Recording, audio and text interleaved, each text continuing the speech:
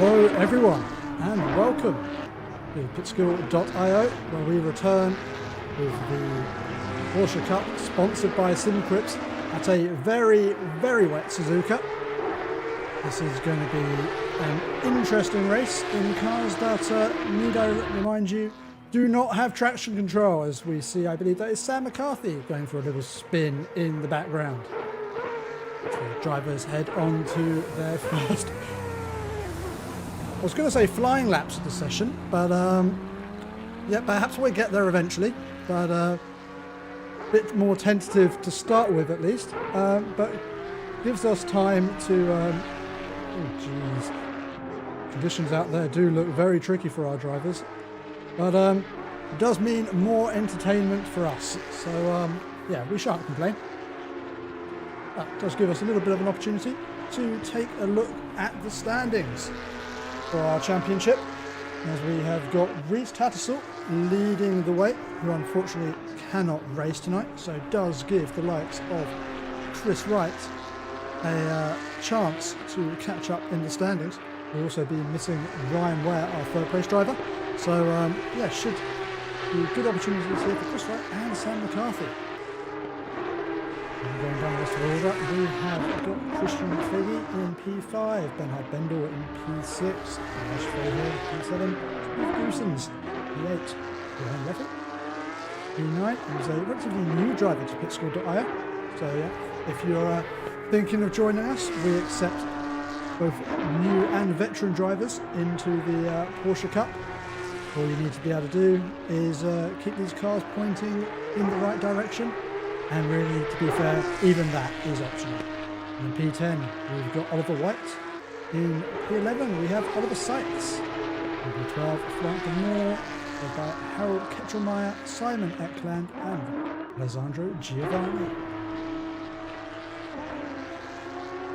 As we head back over to our live driving, well, I think the first of the drivers who may have an opportunity to set a flying lap will be our series sponsor, Chris Wright, as he is the car furthest into a lap at the moment who hasn't invalidated it, which when I'm having to put out classifiers like that, you get an idea for quite how tricky the conditions must be for these drivers out on track, as Chris slides his way through Spoon Curve.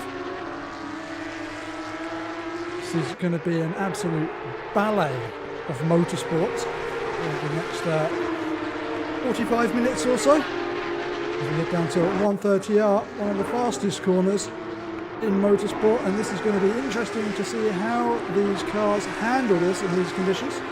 That's right, taking it nice and easy there, just opting to play on the side of caution, had plenty of grip in hand as he comes around the final corner.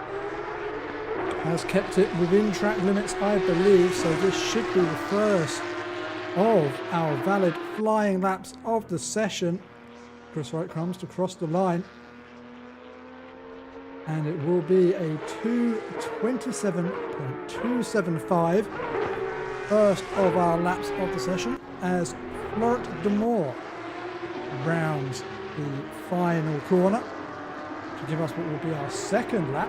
I don't think this is going to be quite up to the pace that we've seen from Wright, but will be enough to get him on the board, which, well, looking at how the rest of the drivers are approaching this track, may be all you need, as Florent de Moore crosses the line, goes P3, as Lorenzon crosses behind, sits into P2.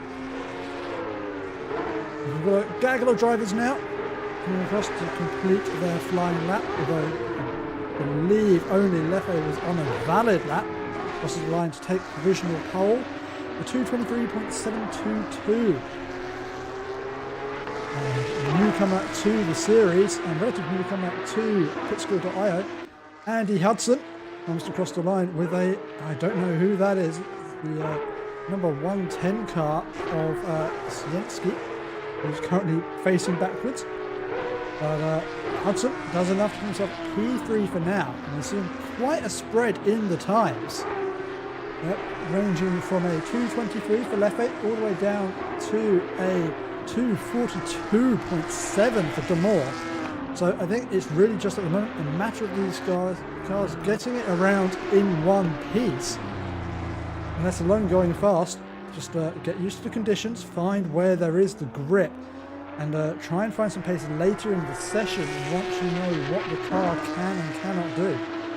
As Sam McCarthy comes to cross the line, should be about 4 seconds away. It should be enough to put him in the top 3, I would think. Yep, that's in P2 with a 226.0 for McCarthy.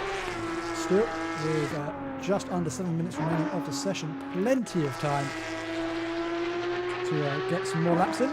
As the Rozzers are out in force. Steve Dusens in the police liveried Porsche Cup car crosses the line P4, a 232.0, and he will go again.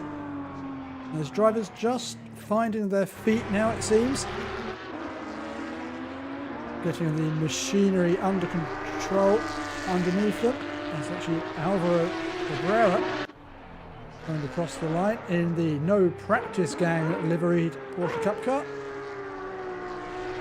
But with no practice, he has to pat himself on the back there with a 2:30 in these conditions. There's Faggy behind, crosses the line with a 2:30.7 as I believe that's Cabrera finding the grass, finding the wall, returning to the pit lane.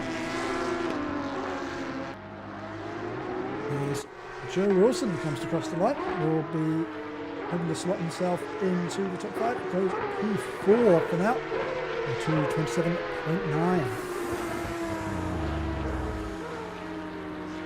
As one of our quicker drivers, or at least one of the higher up drivers in the championship standings, yet to put in a lap time with Bernard Bendel.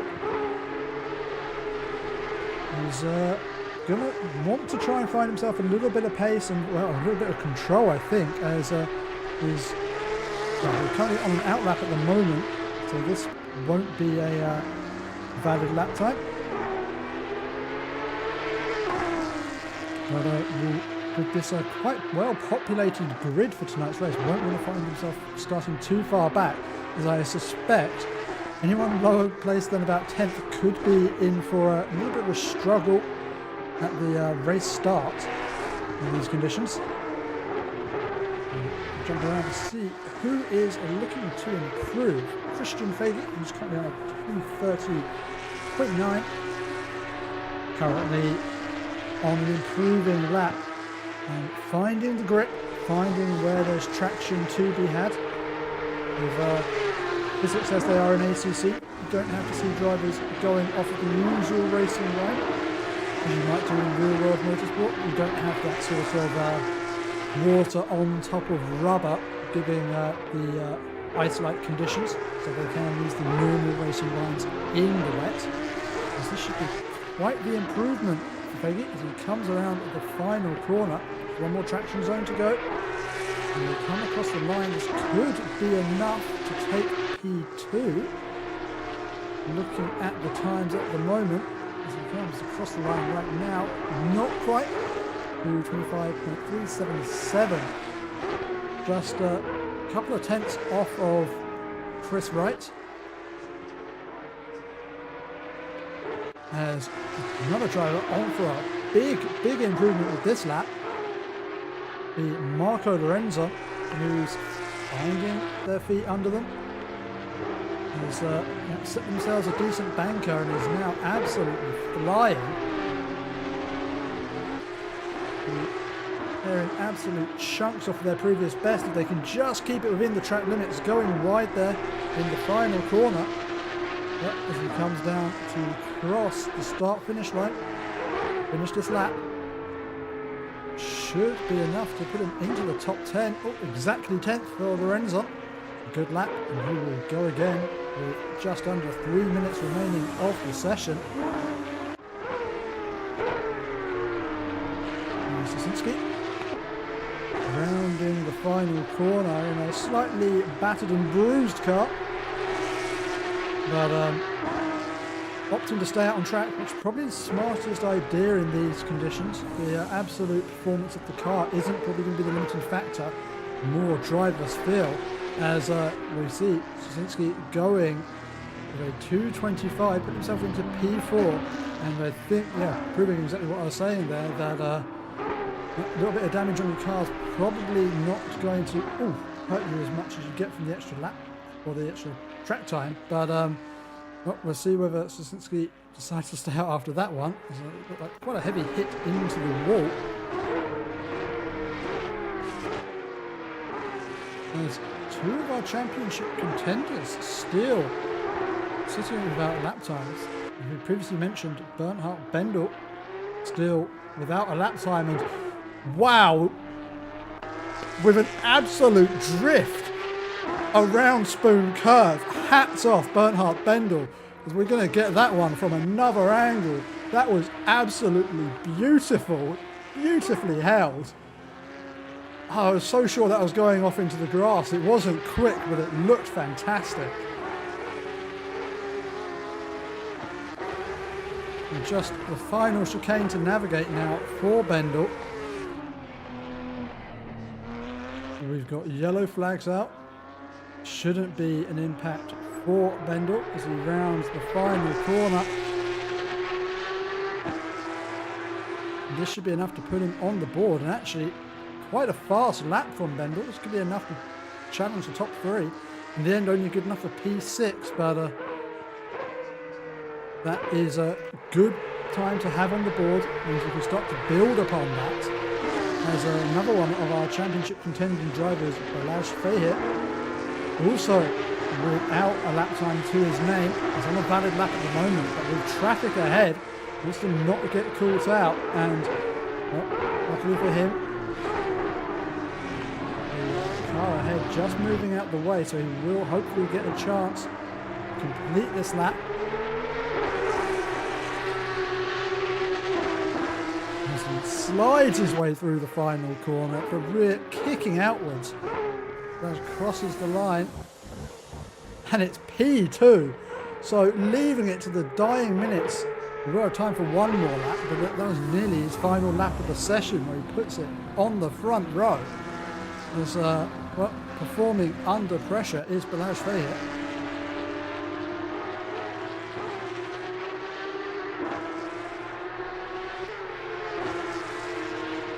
As our current pole sitter, Johan Leffert, looks to stamp his authority on this session. Currently the fastest by 2.5 tenths, but has got some time in hand on this lap, and will be wanting to show the other drivers why he's been quite so dominant in our previous races as well. This could be an absolute stormer of a lap, as the track has been drying out. You can see it looks like the rain has stopped, so the faster times coming at the end of the session as Leffert crosses the line for a 2:21.6, a whole 2.3 seconds faster than any other driver has managed this session. And will Sam McCarthy be another driver to profit from the improving conditions?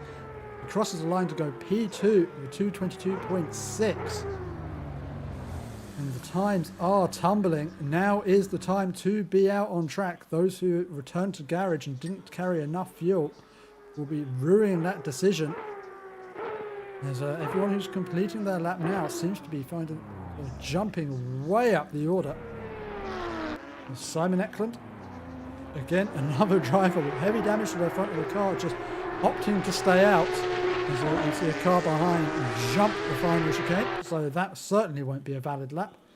And as Eklund comes across the line, again should be a sizable improvement here, jumps up to P5.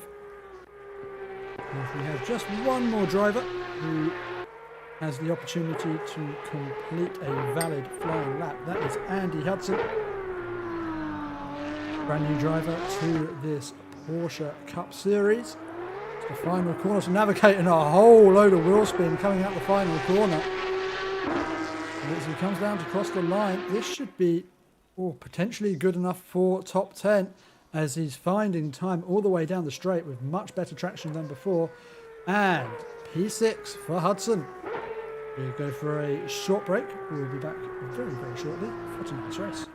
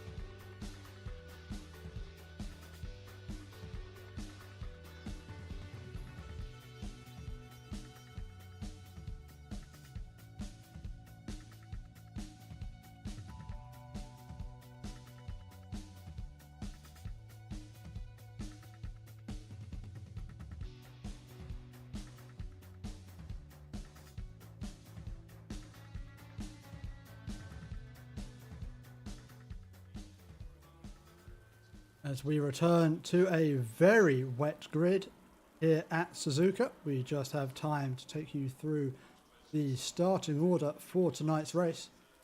On pole position, we have got Johan Leffy, and joining him on the front row is Sam McCarthy. Behind we have Fahir and Messiah. Behind Eklund and Hudson. In P7 we've got Chris Wright, followed by Christian Fagey. We have Cabrera and Sosinski, Bendel and Svobroba, Busso, Rex, we have Redhead and Wilson, Lorenzon and Goosens, Smith and Mann, Moore, Ketrelmeyer. Then at the back we have got Lenderman and Stanek. As our drivers start their engines and drive away, we are just one short formation lap away from the start of this race here at Suzuka.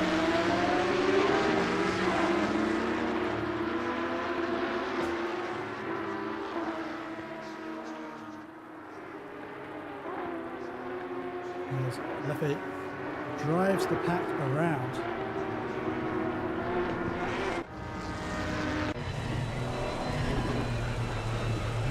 Have the opportunity to sit on board the driver and get an idea of what their view is going to be on the back of the field. This is with Stanek, and this is not at racing speed, need I remind you, and already the visibility not great, so it will be a challenge for these drivers once this race gets underway, just seeing their way into the first corner.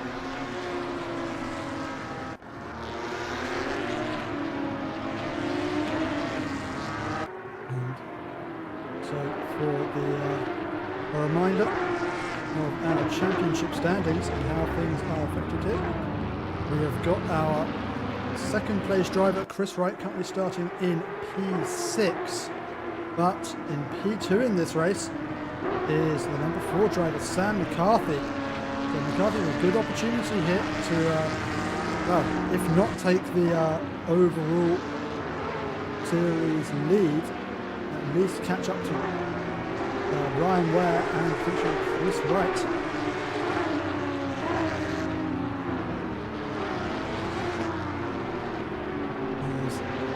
Drivers so far keeping things under control, not seeing anyone bringing out the yellow flag during this formation lap.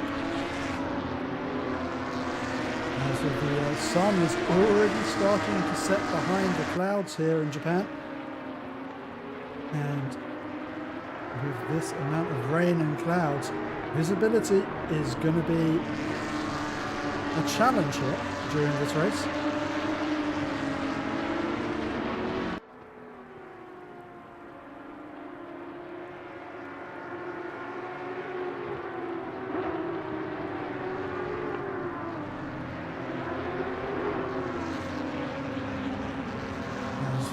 see already the spray being kicked up by the cars ahead. And the first run down towards 130 up. If the pack remains this close, is going to be an absolute nightmare for the drivers, as even our camera can't see to the back of this queue of cars.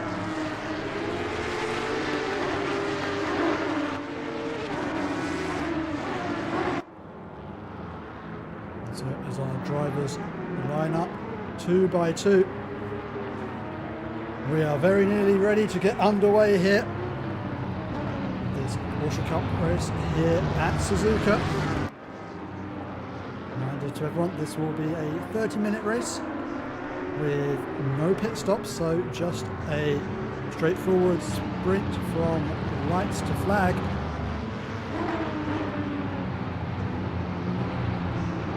Long run down to the start finish line, not long at full throttle before they reach the first corner. Grid forms up behind. We are nearly ready to get racing here at Suzuka. And we have green lights, and looks like a good start for Leffe. Sam McCarthy holding in on the outside, 2P2. There's Balazs Fahit keeping close, but we've got yellow flags out for Lenderman behind, but everyone else taking it nice and calmly through the first corner as we've got a car off. That is Chris Wright off the circuit. And Stanek too. And what has happened here with Chris Wright? Oh, just spinning off into the wall, collected by, I believe that was, I think it might have been Lenderman as well, as they get going.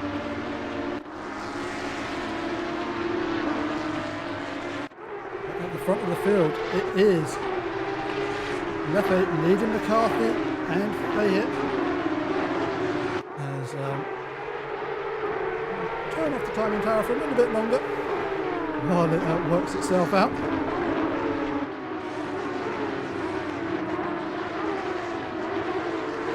Now top 3 unchanged as we come through the hairpin and on to the back straight curve, whatever you want to call it, but usually flat out in the dry in a GT3 car.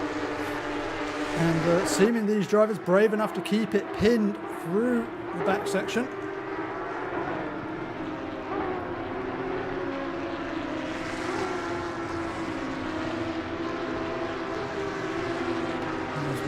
Battling in the midfield. Ooh, as that's a kick from Suzuka. And also that is Hudson who's dropping back. And Cabrera and also just having to be careful there through 130R.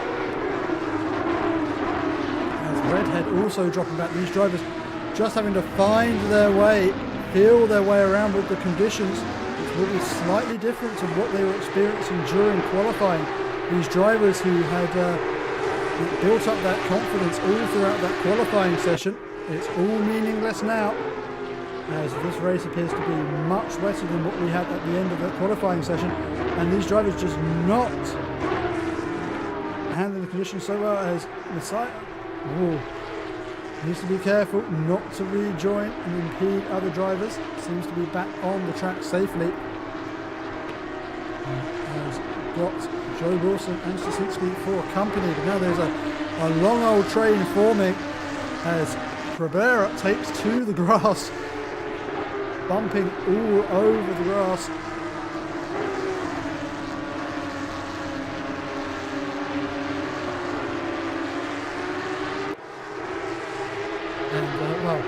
This is as much mayhem, I think, as we were expecting from this race. Good close racing from this midfield, as we've got a queue of about 8 cars, nose to tail through the second sector. We're bouncing his way through the Degners. Chris Wright fights his way up. He's just got the move made on Goossens. Wright is going to want to try and make his way back towards the front to limit the damage done by McCarthy, who's currently sitting in P2. That's a good committed move there from Wright. And he's got a little bit of gap in front of him before he can get to Bendel. And 2.5 seconds up the road. Andy Hudson has got Cabrera in his sights. Cabrera goes very wide off onto the curbing, which must be awful slippery in these conditions. You can see up ahead Messiah running wide as well. They're side by side coming down the long back straight towards 130R. It will be a brave driver who tries to sneak one up the inside at 130R, but it looks like Hudson might not even have a choice, as Busso not giving him much space to slot back into, as Busso has to run deep. And it's Hudson with the throttle on too much on the paint. It's into the wall. So taking the opportunity to get past Cabrera and getting a bit over there on the throttle. These cars, no traction control. The only traction control available is the driver's right foot. As we come down to start the third lap of this race. Already feels like we've been racing for ages here, only 2 laps in, as the conditions out there are so tricky for these drivers. As Wright is caught up to the back of Redhead.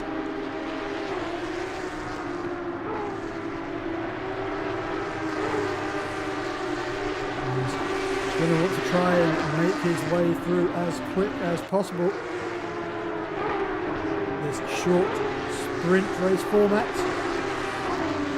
The worst thing you can do is get caught up behind a slower car, and we know Chris Wright does have the pace. It's nice to find his feet in these conditions. We've got yellow flags out for Cabrera, who is spun up through turn 7. And what has happened to Cabrera? Oh, just loses it on the throttle through turn 7. Doesn't look like there's any sort of contact or any warning the car was going to go. Just snapped on him as Harry Redhead gets around the outside of Lorenzon. Side by side coming down the back straight. Next up will be Spoon Curve. Again, not a corner you really want to be trying to go side by side through in these conditions, as Lorenzon very nearly washes wide onto the grass as Redhead and Lorenzon tackles Spoon at close quarters, and this is superb racing, very fair racing between the two of them. Leaving ample space, and next corner will be 130R, an even trickier corner to try and go side by side, and well, it's probably going to be down to who blinks here.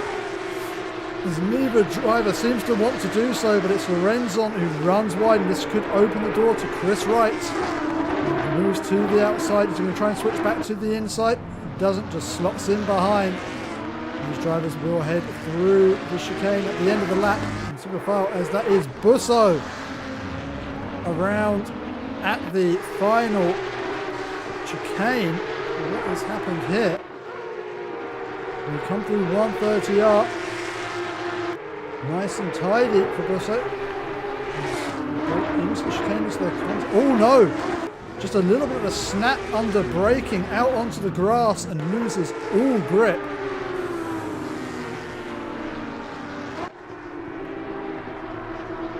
As we rejoin the battle between Lorenzon and Redhead. Redhead getting himself just a little bit of breathing room.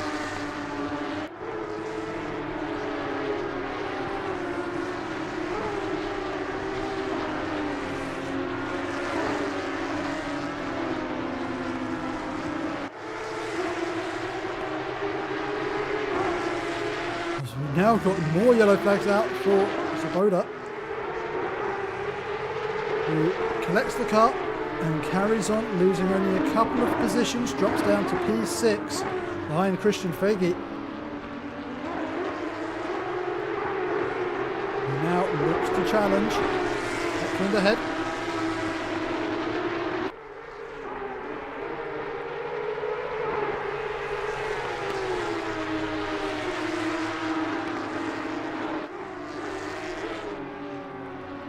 And Fate going deep on the brakes. Gets the car sideways through Spoon. He's going to get a decent exit from the second part of Spoon Curve. And watching these cars heading through that corner always looks like they're all in mid-spin as they head through the curve, but all seemingly under control for Christian Fagin. This battle for P4 as it's Voda who's closing in.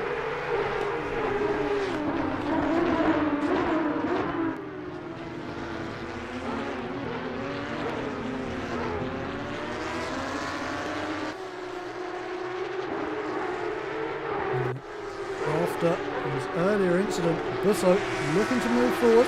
Hudson runs wide through 130R, and that has allowed Busso through up into P16 as Sosinski looking to make a move around the outside of Hudson as well. Ends up having to slam on the brakes, gets it stopped, avoids a collision, and can start to chase down Hudson down the start-finish straight.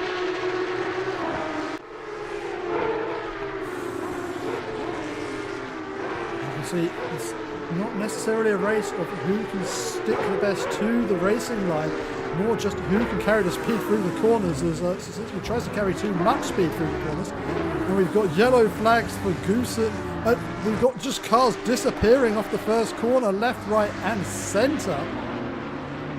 What happened here with Goosen's heading into turn one? We might just catch the start of this. On the brakes. Oh, and it's a collision with Busso. Busso trying to send one up the inside. Collects Goosen, so they both go round. There's Svoboda. And that looks like Fagin running wide at the hairpin. Svoboda gets on the throttle, but Fagin can run wider, gets on the throttle a little earlier, means he does have the pace coming down the back curve. And Svoboda just doesn't have the grip to stay on the circuit. They're just understeering clean off the track. These conditions absolutely treacherous for these poor little Porsche Cup cars. I don't know what the race director was thinking about allowing this one to go ahead, but I'm glad he did, because this is absolute pure entertainment out here.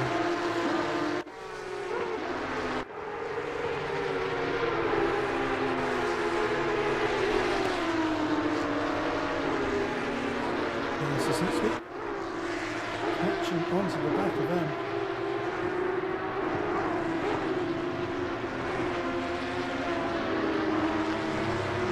And all drivers just struggling for traction as Joe Wilson and Hudson side by side through 130R. Wilson running wide onto the painted surface. There's not going to be any grip out there for it. They come down into the final chicane. Wilson getting it stopped on the apex and the braking, and in the end was a decent move. I have to question, perhaps was there an advantage gained for running out wide at 130R, but I think that can potentially be forgiven in these treacherous conditions.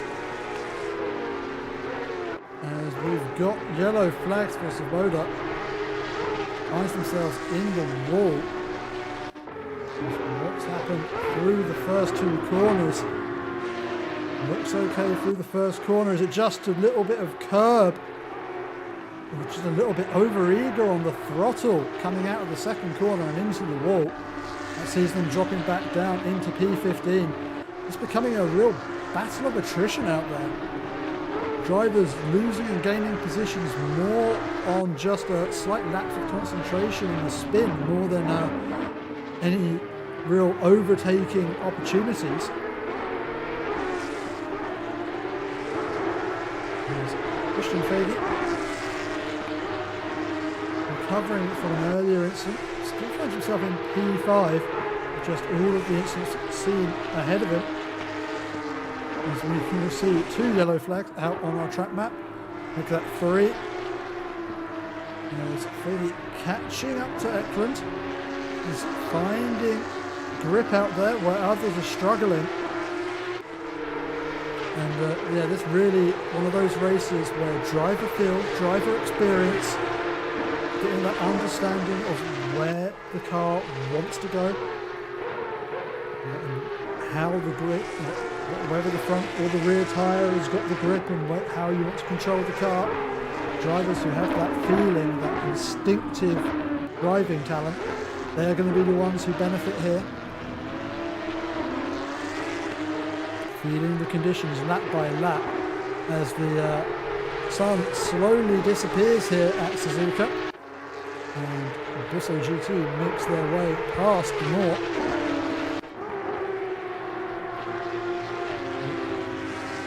The Moore just running wide on the second spoon. And this allows Busso up into P15 in this race. Moore dropping even further back as Rex gets by.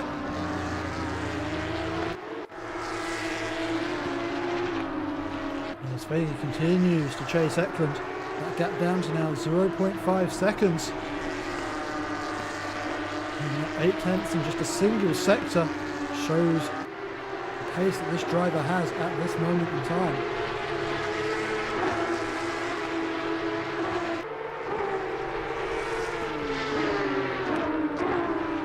See the drivers taking ever so slightly different lines to what you would in the dry, tucking the car in, keeping it close to the apex and getting on the throttle later as the grip is just so less that you can't just apply the throttle and allow yourself to run wide out of the corner. You have to keep it tight and basically straight line the exit. Eklund running wide, and I'm not sure if Feli just trying to avoid going into the back of Eklund there, or just a little over-eager wanting to go for an overtake. But gets the car into a big slide, and I imagine having to apply a whole load of opposite lock to save that one.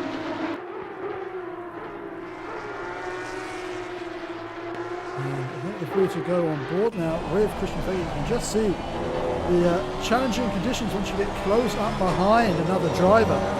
Just that spray coming off the back makes it hard to judge the distance to the car ahead. Means you need to get ever so much closer and really out of the slipstream to judge whether you can go for an overtake or not. It's really once you get below this 0.5 second range where the spray into the windshield gets a little bit out of control, as I think the rain does seem to be dying off just a little bit there. Conditions drying here. There's a dry line starting to appear on the track as we've got a big spin there for Messiah. What on earth happened there through the final corner? Already starting to snap through the start of the corner. Just goes midway through the corner. Looked like that car was already getting a slide on through the corner, and well, didn't get it under control, and a little bump in the track, I think, just finished it off, and that's quite heavy damage to the front of the car. And Chris Wright, wheeling in Messiah, has done well after that first lap incident. Now up into P8, some way off of McCarthy, still in P2 at the moment, but is picking off the drivers between them. And this is really damage limitation now for Chris Wright. He needs to just pick his way through and bring down that points deficit that he will have to Sam McCarthy at the checkered flag. There's Christian Feli up ahead. Both still onto the back of Eklund.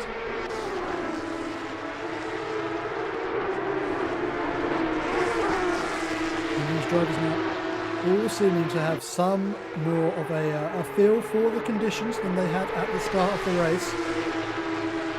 Oh, that's a big slide on the run-up to spoon for Christian Feli. Well, solid commitment to an attempt for an overtake, but I think just carrying way too much speed as it already starts to get sliding. And, well, I think just not wanting to get on the brakes while the car was already out of control, and does well just to throw the car past Eklund, avoid any chance of an impact or a incident there, and continues on his way, gives back the position, and continue that fight again. He's not lost too much time. As Chris Wright has found his way past Messiah. We'll see if we can find out where that happened. They come up to Spoon Curve. Or, as you know, that's through the hairpin as Messiah just gets all out of sorts. And that allows Chris Wright through. As Messiah fights it back. But looks a little bit too far back to really have anything to say about that as we approach Spoon. And yep, in the end, Messiah just has to settle for slotting back behind Chris Wright. Chris Wright moves up into P7.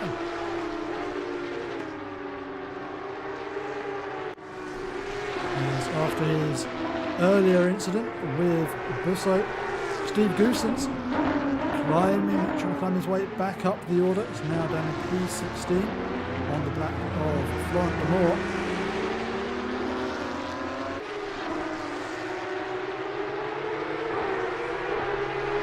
See that dry line is getting more and more defined on the track. The drivers now knowing where they need to put the car in order to get the best possible traction. As Steve Goosens goes offline, and he's going to find that there's not as much grip out there, struggles to get the car slowed down, and has to straight line the braking and slot back in behind the wall. But he's showing that he's got the pace, just needs to find the opportunity to get by. In these conditions, often easier to get past under traction than it is under braking, as you do have to go quite considerably offline to size up an overtake, and doing that you just reduce the amount of grip that your tyres have on the track.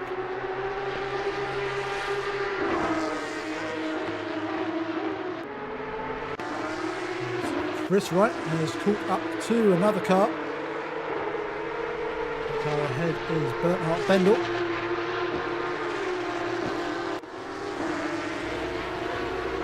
He's just extended out, not quite as close as Chris has been.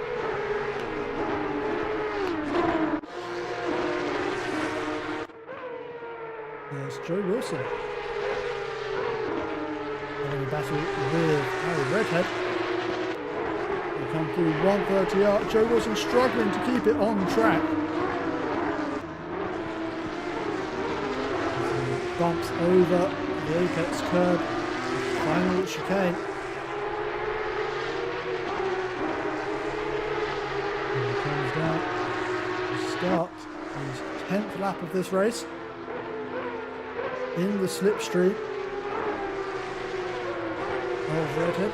Not quite close enough to try and affect the move at this point as they head into the S's.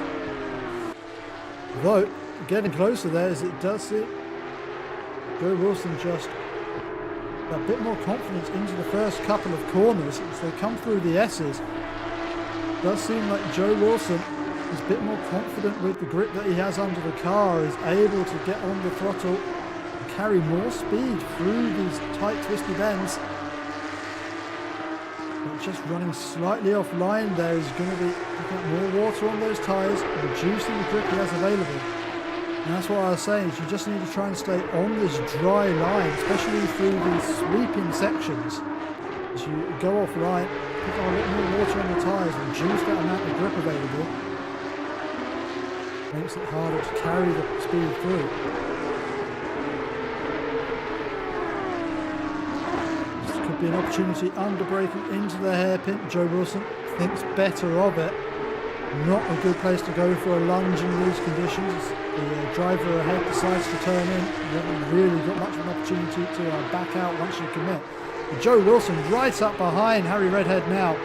There's going to be an opportunity here into Spoon. Well, not anymore as he goes off onto the grass. Manages to get it back on and under control. And great for Spoon. Actually gets the car around the corner nicely. I felt almost certain that this car was going to end off off the track as there's contact between Wilson and Redhead, as Redhead got into a real tank slapper there through the second part of Spoon.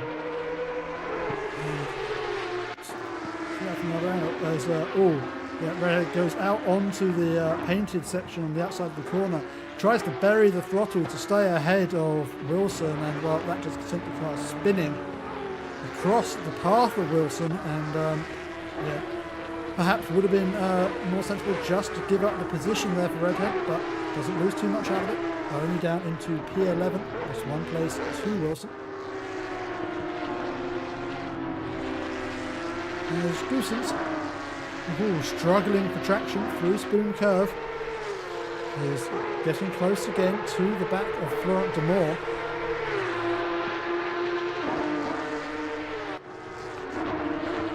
And well, Florent de Moor proving how much the rain has died down here at Suzuka with his windscreen wipers turned off, so that gives us an idea of what these conditions are like out there.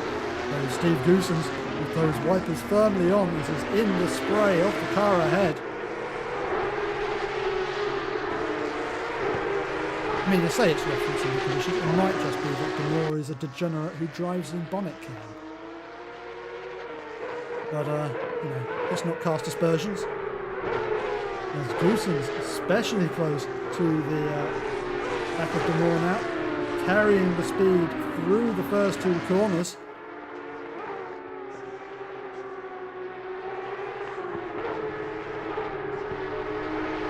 Really, you can see the drivers who have the confidence in the car going through the S's, just carrying so much more speed, getting that nose pointed into the apex, and just carrying the speed through the corner, because it's those cars who are a little bit more tentative, just a little bit more understeer through the corners.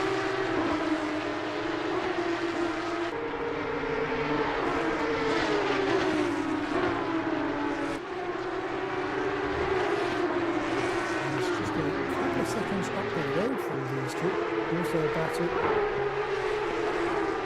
in between M and Rex head into the chicane. Daniel Rex, who carrying quite a bit of damage to the front of that car. It won't be good with the long straights we have here at Suzuka, but showing decent pace in this race, holding on to P14 at the moment. Up in P6, it is Chris Wright in the team Porsche Cup races every Tuesday at 8 PM. Tell your friends. Well, I mean, as you can see, he is correct. Now chasing down Christian Faggy, and just 0.6 seconds off. And not far behind Sam McCarthy now in terms of position, so that deficit, as I say that, may have just given Chris Wright a little bit of the old commentator's curse as he disappears off into the gravel, and that is going to neutralise his attack on Faggy for now. He drops back to over 2 seconds. And Steve Goosens is now looking up the inside. Actually, no, that camera angle was extremely deceptive. He's not looking at the inside, he's in fact quite far back. But he's closing in. As Moore having to be a bit tentative on the throttle there, running wide through the second corner. Gave an opportunity to Goosens, but de Moor shuts the door on that. And this battle in between the two of them has brought Smith into this battle, who now just sits just 0.4 seconds behind Goosens, and with a little bit more aggression might be able to bring something to this battle, as yellow flags out for de Moor. Well, that's not what I meant by aggression from Smith, as de Moor spins across the track in front of Smith.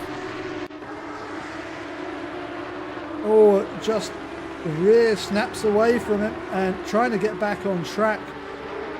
Applying the throttle while the rear wheels were still on the grass, snaps the car around, and that is de Moor dropping considerably back. There's Busso. Now looking up the inside of Harry Redhead as they come through 130 up. And Redhead taking a lot of the apex curb there at 130R. That has compromised him, caused him to run out wide, but not enough for Busso to be able to draw alongside. Has to stick behind for now. They come back down towards the start-finish straight. As our leader has started the final lap of this race, and it's a driver we haven't spoken about much. Johan Leffe has been leading this one from lights to flag and is currently 23 seconds ahead of Sam McCarthy. It's been a real dominant drive.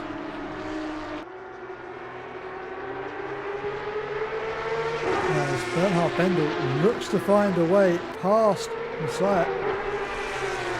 Come up towards the Degners. Not a typical overtaking place without some supreme bravery.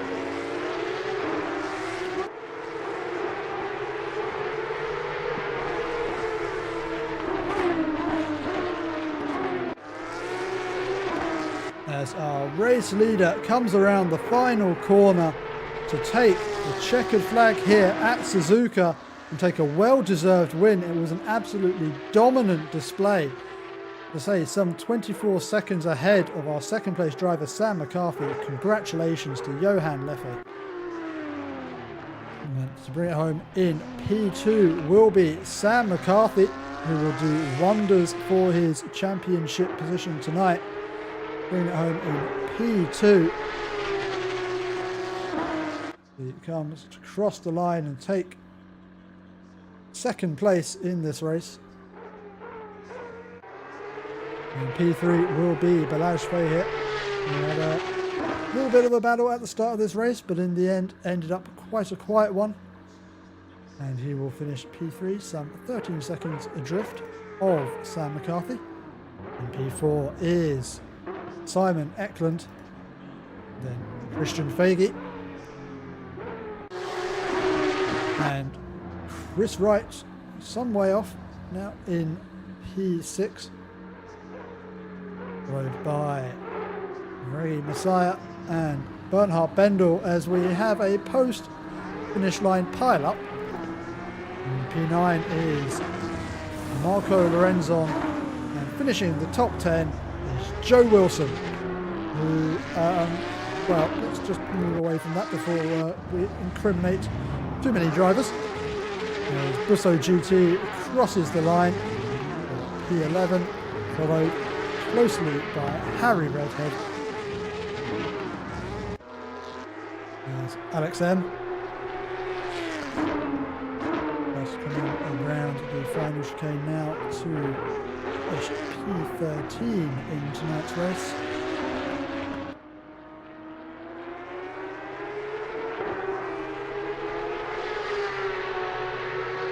And our final driver on the lead lap, finish P14, will be Steve Goosens in the Amazing Goose Cup.